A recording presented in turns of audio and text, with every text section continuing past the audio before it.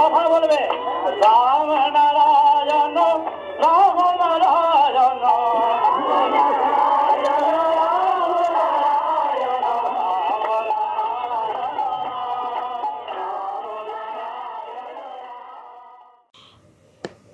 রাম ও নারায়ণ রাম। জন্মসিদ্ধ ঠাকুর শ্রী শ্রী বালক ব্রহ্মচারী মহারাজের শ্রীচরণে অনন্ত কোটি প্রণাম জানিয়ে শুরু করছি আজকের বেদ চর্চা। বিষয় আত্মপরিচয়। ঠাকুরের ঘরোয়া ভাষণ। 155 পার্ক স্ট্রিট, 28শে ভাদ্র 1374, রাত্রি 11:30, 14ই সেপ্টেম্বর 1967। শ্রী শ্রী ঠাকুর বলছেন, মনের কথা তো সব খুলে বলতেই পারি না। যে জায়গা থেকে আমি এসেছি সেখানকার কথা প্রাণ ভরে বলার মতো তো লোকই পাই না। আমার কথা যথার্থভাবে বুঝবে এরকম কাউকে পেলে আমারও খুব তৃপ্তি হতো, তোমাদেরও সুবিধা হতো এমন কারোর সাথে কথা বলে আমার তত্ত্বটা বুঝে নিতে। এখন এটাই বুঝেছি যে আমাকে বুঝতে পারবে এরকম লোক আমাকেই তৈরি করে নিতে হবে। এখানকার বেশিরভাগ কথা যে আমি বলি সবই যার যার মাত্রা অনুযায়ী। কেউ হয়তো মূর্তি পূজা করতে ভালোবাসে, আমার কাছে অনুমতি চাইতে এসেছে, তাকে বললাম মূর্তি পূজা করো। আবার পর মুহূর্তেই অন্য আরেকজনকে বলছি মূর্তি পূজা করে কি হবে। সেদিন বৃন্দাবন থেকে শ্যামা মায়ের ভক্ত যারা এসেছিল তারা যখন কৃষ্ণ সম্পর্কে জানতে চাইল, তাদেরকে কৃষ্ণের মাহাত্ম্য সম্বন্ধে কত কিছুই জানালাম। আবার চন্দননগর থেকে রাম চ্যাটার্জি আমাকে এসে জিজ্ঞাসা করেছিল কৃষ্ণের বলা গীতার ওই শ্লোকটার ব্যাপারে, যদা যদা হি ধর্মস্য গ্লানির্ভবতি ভারত। আমি ওকে বললাম বেদের যুগের বড় বড় ঋষিরা কৃষ্ণের সময় থাকলে এই কথা বলার জন্য কৃষ্ণকে চরম শাস্তি দিত, কারণ এই শ্লোক মানুষকে দুর্বল করে দেবে।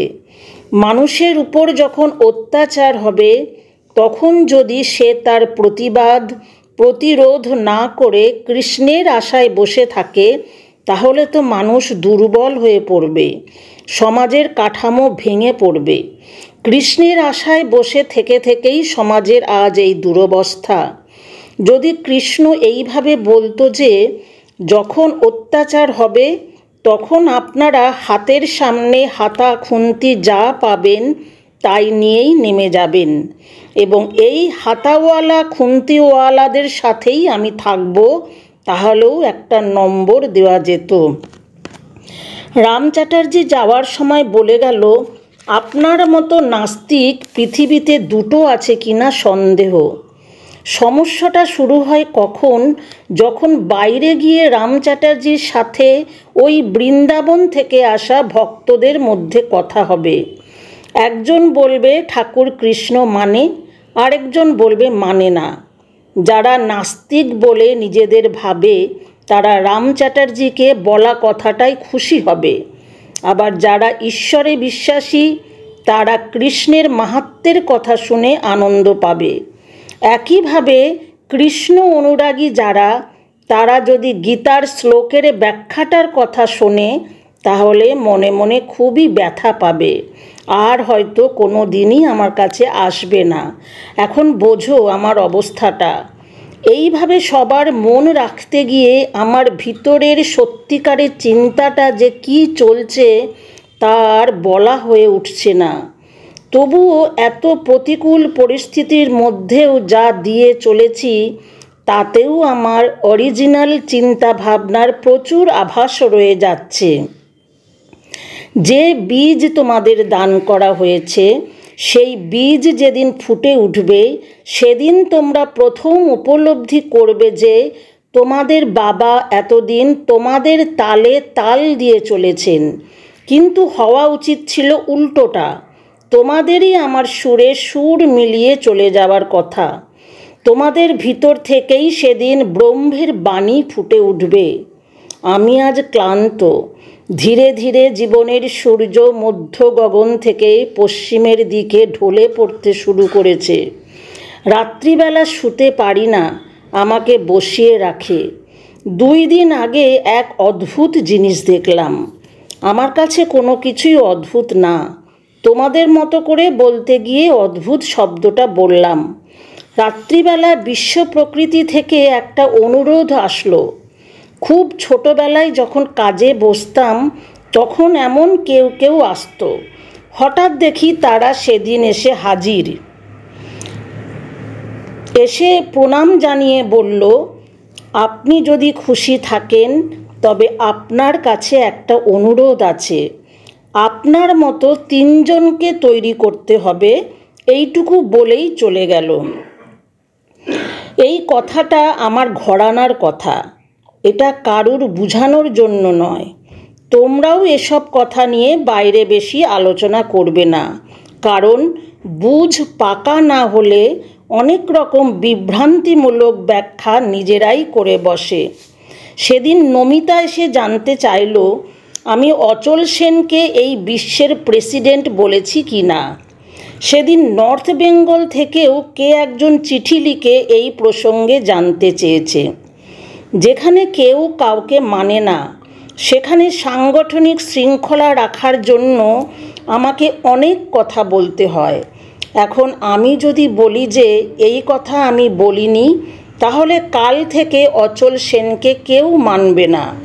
আবার বেহালা থেকে আসে সমীর, আমাকে বলল প্রেসিডেন্টের কাছে থাকলে নাকি ওর অনেক উপকার হয়। আমি বললাম বেশ। কারুর বিশ্বাসে আমি সাধারণত আঘাত করি না, তবে কেউ যদি আন্তরিকভাবে জানতে চায় তখন অনেক সময় কিছু কিছু কথা খুলে বলি।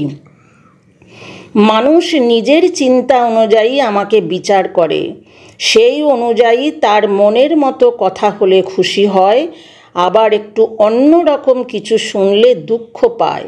কিন্তু আমার মনের একান্তের কথাটা কেউ জানতে চায় না। নিজের বুদ্ধিটাই সব সময় কার্যকর হয়ে চলে। নিজেরাই কিছু একটা বুঝে নিয়ে তৃপ্তি নিয়ে চলল। কোনো সময়ে ভুল ধরিয়ে দিলে আবার একটা নতুন ব্যাখ্যা নিয়ে এসে তার কাজের সমর্থনে যুক্তি দেখায়। কিছুতেই সেই সহজ সরল স্বচ্ছ মন নিয়ে দাঁড়াতে চায় না। আমি সেই বুঝের মাঝে হাত না দিয়ে অপেক্ষা করতে থাকি সেই বীজ ফোটার জন্য। যেদিন আমার সত্যিকারের মনের কথা তাকে জানাতে পারবো। কি কঠিন পথ দিয়ে যে আমি সেই শিশু বয়স থেকে এগিয়ে চলেছি তা তোমরাও বুঝতে পারবে না। সুগারের বাড়াবাড়ি শুরু হওয়ার পর থেকে অনিমা প্রয়োগ একদমই বন্ধ করে দিয়েছি।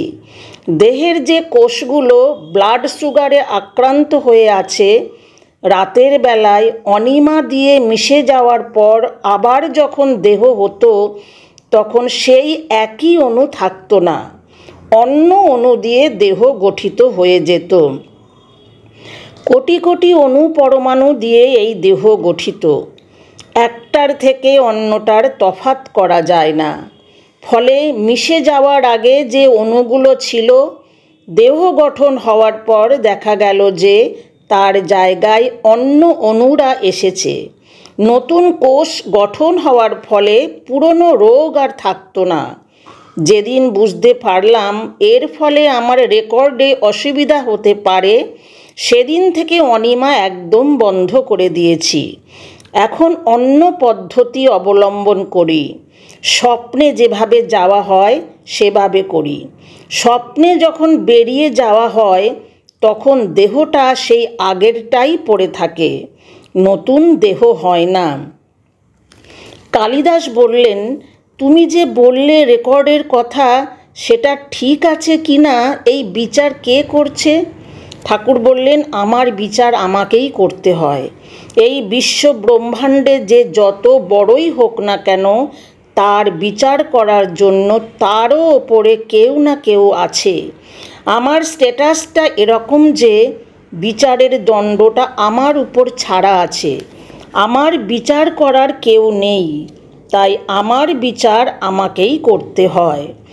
আমার আরেকটা ক্ষমতা, যেটাও অন্য কারুর নেই, সেটা হলো এই বিশ্বের ক্ষুদ্র থেকে ক্ষুদ্রতম অথবা বৃহৎ থেকে বৃহত্তম সর্বত্র সর্ব জায়গায় সর্ব অবস্থায় আমি আধিপত্য করতে পারি, যা খুশি করতে পারি। তার জন্য আমার কাউকে জবাবদিহি করতে হয় না।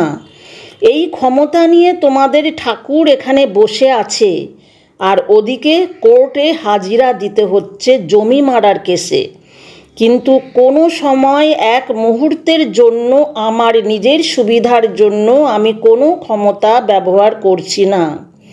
এত কষ্ট দেখে জায়গায় জায়গায় বিশাল মহানরা চোখের জল ফেলছে আর বলছে, তোমাকে আর কষ্ট করতে হবে না, তুমি চলে এসো। জীবনে দুটো পয়সা রোজগারের জন্য পাকা চুল তোলা থেকে শুরু করে কাপড় বিক্রি করা, রেডিওর দোকান দেওয়া থেকে শুরু করে কী না করেছি, কিন্তু এক মুহূর্তের জন্যও আমার স্পিরিচুয়াল ক্ষমতার অ্যাডভান্টেজ কখনো নিই নাই। আমার যে কারণে আসা সেটাই আমার কাছে সব কিছু। বিশ্বের সব মহানদের অনুরোধে আমার আশা। বীজের মধ্যে গাছের পূর্ণ বিকাশের ক্ষমতা রয়েছে, সব বীজেই সেই ক্ষমতা রয়েছে। বিশ্ব ব্রহ্মাণ্ডের বীজ হলো জীব। জীবের মধ্যে বীজাকারের এই বিশ্বের পূর্ণ ক্ষমতার সম্ভাবনা রয়েছে। পূর্ণ ক্ষমতার সম্ভাবনা থাকা সত্ত্বেও সেই চরমতম পূর্ণের জায়গায় কেউ পৌঁছাতে পারছে না। কেউ হয়তো ৯৯% করে ফেলেছে, কেউ আরও বেশি ৯৯.৯৯%, কেউ হয়তো আরও সূক্ষ্মে পৌঁছে গেছে, কিন্তু কেউই পূর্ণ 100-এ রিচ করতে পারছে না। তখন আমার কাছে অনুরোধ আসে, তুমি কি একবার বার্থ নেবে? তাহলে আমরা যদি বুঝতে পারি পূর্ণ হওয়া আর কারুর পক্ষে সম্ভব হচ্ছে না কেন। জন্মানোর আগে দুটো অনুরোধ রাখা হয়েছিল। এক, আমার সব ক্ষমতা আমি ব্যবহার করতে পারবো। দুই, কোথায় জন্মগ্রহণ করব সেই ব্যাপারেও আমার বেছে নেওয়ার অধিকার থাকবে। আমি দুটো অনুরোধই অগ্রাহ্য করে নেমে পড়লাম। আমার কোনো ক্ষমতাই আমার সাথে আমি রাখিনি। যেটুকু বিভূতি তোমরা দেখো সেটা আমার সাথে সাথে হাত পায়ের মতো যেটুকু থেকে গেছে। ট্রেনটা যখন আসে তখন পাশ দিয়ে ঝড়ের মতো হাওয়া বইতে থাকে। তার জন্য কি এটা বলতে হবে ট্রেনটা ইচ্ছা করে হাওয়াটাকে নিয়ে এসেছে? তা নয়, ট্রেনটার গতির সাথে সাথে হাওয়াটা আপনিই এসে পড়ে। আমার ক্ষমতাগুলোও সেরকম। আমার ইচ্ছাকৃত নিয়ে আসা নয়, এমনিভাবেই যেটুকু এসে পড়েছে তাতেই দেখো কত। এই কাজটুকুর জন্যই আমার আশা। অন্য আর যা কিছু দেখো তার সবটাই তখনকার নিয়ম অনুযায়ী চলার সুবিধার জন্য আমাকে করতে হয়। কালিদাস বলছেন, তোমার জায়গায় আর কেউ কোনোদিনও আসতে পারবে না। ঠাকুর বললেন, এটা আমি কেন বলতে যাব? তবে এত অনন্ত কোটি বছর যে কেউ আসেনি তা তো তোমরা জানতে পারলে। আমার নিজের মুখ থেকে এই কথা শুনতে বিশেষ ভাগ্য লাগে। এই জায়গায় একমাত্র আমার সন্তানদের মধ্যেই কেউ কেউ হয়তো আসতে পারবে, তবে সেটাও আমার খুশির ওপর নির্ভর করবে। এই জন্যই হয়তো 3 জন আমি তৈরি করার অনুরোধ প্রকৃতি থেকে এসেছে। জানি না হবে কি না, কারণ কখন কোন পরিস্থিতির ভিতর দিয়ে যেতে হয়। যদি কাউকে তৈরি করতে পারি তখনই বোঝা যাবে। তবে প্রকৃতি যা চাইছে সেই ইঙ্গিত 45 বছর পূর্ণ করার পর থেকেই আসছিল। কালিদাস বললেন, আমরা তো সকলেই তোমার মনের মতো তৈরি হতে চাই। সির বাড়িতে থাকার সময় ডক্টর হরিহর গাঙ্গুলি আমাকে দেখতে এসে বলেছিল, আপনাকে কি কেউ কোনোদিনও বুঝতে পারবে? গুরু নিজেও অনেক সময় জানে না কে তার ঘরানাটা বহন করবে। এনায়েত খাঁর বেশি বয়সের ছেলে ছিল বিলায়েত। এর ফলে বিলায়েতের দিকে খুব নজর দিতে পারেনি। মাস্টার পানু না কে একজনকে শেখানোর জন্য, কি নামটা যেন, শ্যাম বিনোদ জানে, তাকে শেখাতে গিয়ে সর্বস্ব দিল, কিন্তু কিছুতেই পারল না। কিন্তু এনায়েতের মৃত্যুর পর যে শোক সভা হলো, সেখানে ছোট বিলায়েতের যন্ত্রে টোকা দেওয়া শুনে কোনো ওস্তাদ যেন চেয়ার ছেড়ে উঠে দাঁড়িয়েছিল। আরে, এ যে একেবারে এনায়েতের টোকা। গুরুর দৃষ্টি সব সময় সবার প্রতি যে এক থাকে তাও ঠিক না। ধরো দুজন শিষ্যকে গুরু একই সাথে একই আদেশ দিল, দুজনের কেউ সেই আদেশ পালন করতে পারল না। ব্যর্থ হয়ে দুই শিষ্য যখন গুরুর সামনে এসে দাঁড়ালো, তখন গুরুর মনে দুরকম ভাব হলো। প্রথম জনের দিকে তাকিয়ে গুরুর যেন কোথায় একটু কষ্ট হলো। এত শেখালাম, এত পরিশ্রম করলাম, তবুও শিখতে পারলো না। ওর জায়গায় অন্য কারুর পেছনে আমি এই খাটনিটা খাটলে সে নিশ্চয়ই ভালো করতে পারত। অন্যদিকে দ্বিতীয় জনের দিকে তাকিয়ে গুরুর মনে হলো, ও তো ওর সাধ্য মতো পরিশ্রম করেছে, আমারই নিশ্চয়ই শেখানোতে কোথাও গলদ রয়ে গেছে। যদি আরও একটু সময় দিতে পারতাম তাহলে নিশ্চয়ই সফল হতো।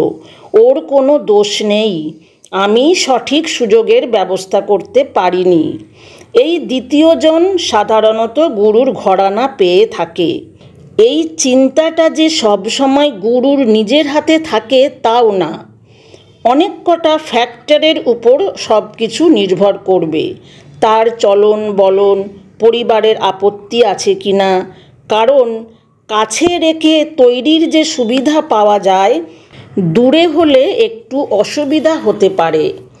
তবে মনে হয় প্রকৃতি থেকে যখন অনুরোধ এসেছে, প্রকৃতি থেকেই কাউকে হয়তো আমার কাছে পাঠানো হবে। আমি নিজে বেছে নিতে গেলে অসুবিধা হবে, কারণ আমার মায়াটা এত বেশি যে বাছাবাছি করা আমার পক্ষে কঠিন হবে। প্রকৃতি থেকে পাঠানো হলে আমার বাছ বিচার করার কোনো দায়িত্ব থাকলো না, কারুর কিছু বলারও রইল না। কালিদাস বললেন, তিনজনকেই কি প্রকৃতি পাঠাবে? ঠাকুর বললেন, তা আমি কিভাবে বলবো?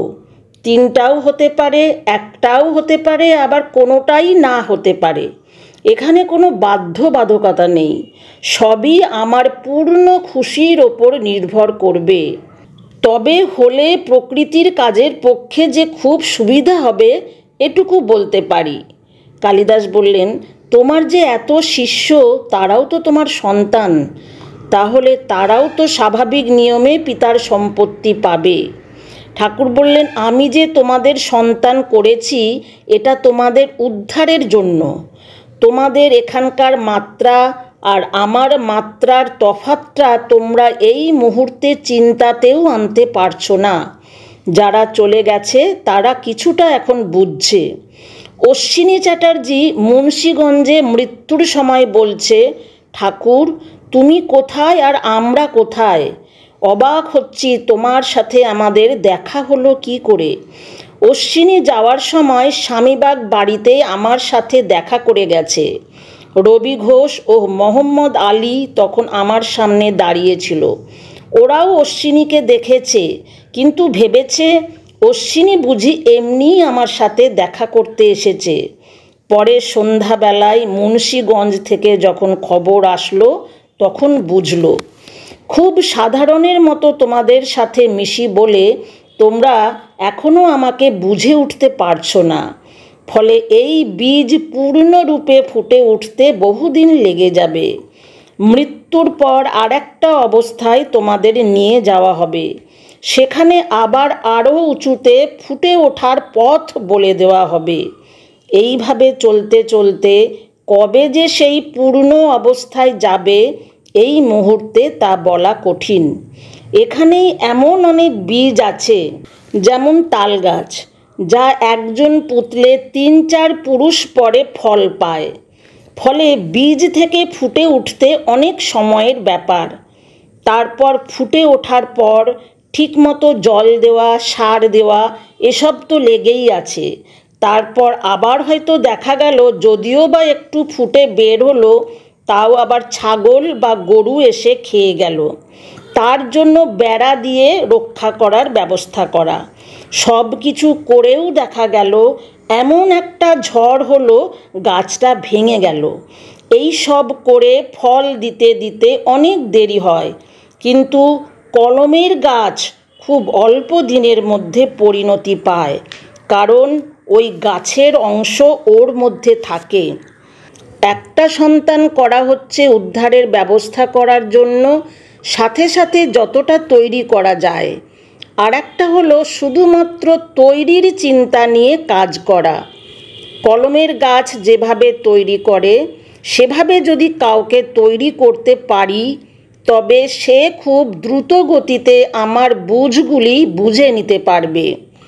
বীজ থেকে গাছ তৈরি করতে যেখানে বহুদিন লেগে যায়, কলমের গাছের ক্ষেত্রে কিন্তু তার চেয়ে অনেক কম সময়ের মধ্যে সে ফুটে উঠতে পারবে। যেমন সিঁড়ি দিয়ে ওঠা আর লিফটে ওঠা।